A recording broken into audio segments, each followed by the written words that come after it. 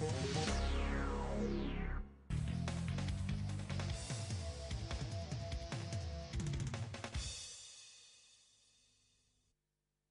special interview is brought to you by Piawed Hospital. Welcome back to Newsline. It's time now for our special interview section. And joining us in the studio today are Mr. John A. Nordman and Mr. Jean Meningo, the two top managers of Profitable Group. And they're going to be speaking to us about their interesting views on smart investment in general and the business overview of their company. Good morning and welcome to the show. It's nice to have you with us. You were with us before in an earlier interview, but you're joining us again today to give us more information about your company. Is that right? That's right. Since we appeared last time, we've had a lot of people particularly asking about the plot side of our business. That's good news? Yeah, it's good news, yeah. We love it when people are interested. So, and people have been kind of asking us particularly what's the link between UK land and Asia. So we figured we'd sort of try and come on and give you a little bit of an idea about it. Okay, so before we get into that, can you tell us more about the company? Now, last time we talked about so many different divisions that you have. I remember the names are Profitable People, Profitable Land, things like that, right? What exactly are these divisions? There are 16 divisions altogether. So we have the plot side, deals specifically with land. We have a properties division, which fairly obviously deals with properties. We have a planning division which is linked to that, so we acquire land, we plan that, and then we do the development as well. We have a portal side which is software. As you've guessed already, most of them are PP. We have a patron side which puts back into the local communities that we work in. We have a promotion side which does exhibitions and conferences and seminars. We have a people side which is our human resources software. So fairly broad and extensive set of disciplines. Okay, so how many people do you have working for you then with 16 divisions globally? It's just under 300 at the moment. Really? Which we've been in Asia now just over 4 years, so that's reasonable growth. Reasonable growth. So just under 300. Okay, and how long has the company been up and running? 5 years. We're based in Asia. A lot of people think maybe because I'm English, we're an English company. Right. But my background is English, but I've lived in Asia many years. I'm married to an Asian, so I've lived in this area as my partners for many years. So one of the misconceptions we get is people think we're an English company because we deal with English land, but we're actually an Asian company. Our headquarters is in Singapore, and we have 8 offices around Asia. Does that reflect your clientele then? Does that mean that the majority of your customers are Asian? 99%. 99%. We have an office in Canada, and we deal with some UK clients, but predominantly it's Asian clients. Okay, so your strong point is property development, so tell us more about that. Well, we used to specialize particularly in land, and then we kind of met this young man from the Philippines who took us into a whole sort of different arena. Probably better if John tells you a little bit about how the Philippines kind of came about and how land has moved into property. Yeah, okay. Let me tell you about how we started in the Philippines. I was representing a trust that has ownership to a tremendous amount of land in the Philippines.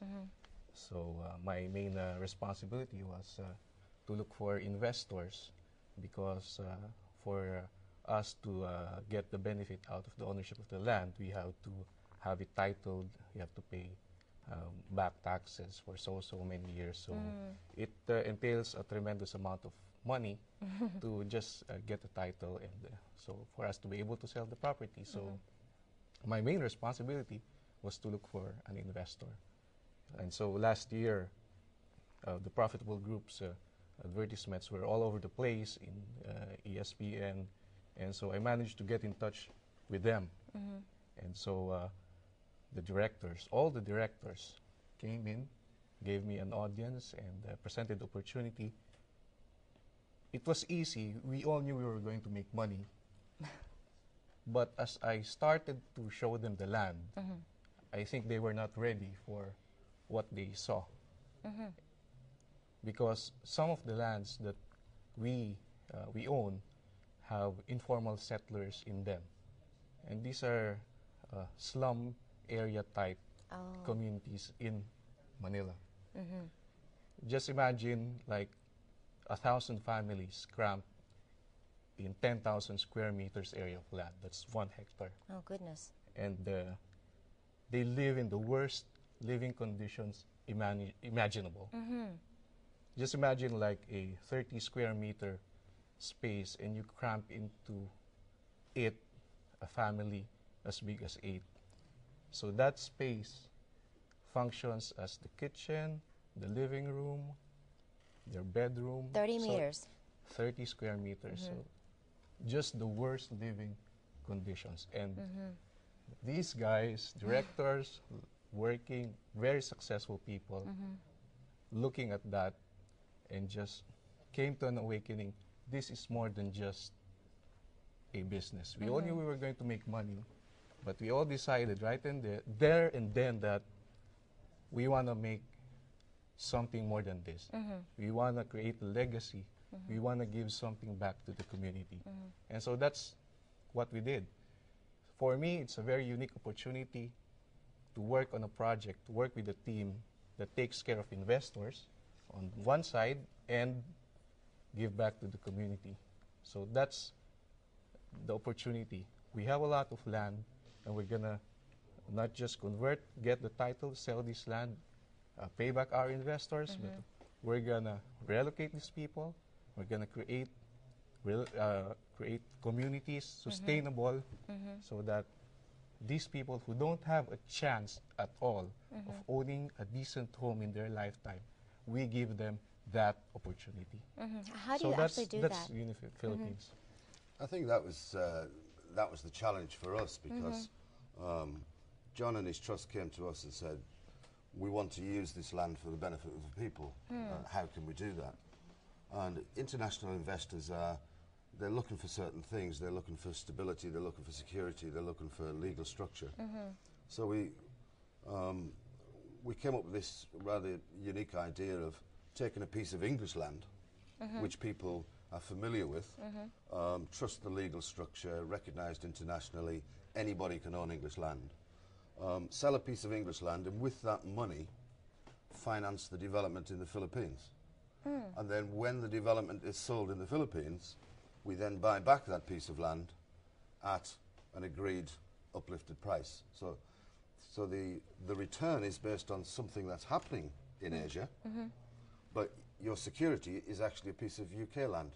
So that was the model we came up with, which really allowed international investors to say, yeah, I'm confident, I'm familiar with English land, I know how the system works, I know the land registry system, I get the proper title, but my returns are based on an event happening somewhere else. And that's allowed us to bring in investors from all over the world to finance some of the projects that these people want to do, which makes the investors money, which they're happy. It makes us as a company a profit, which we're happy.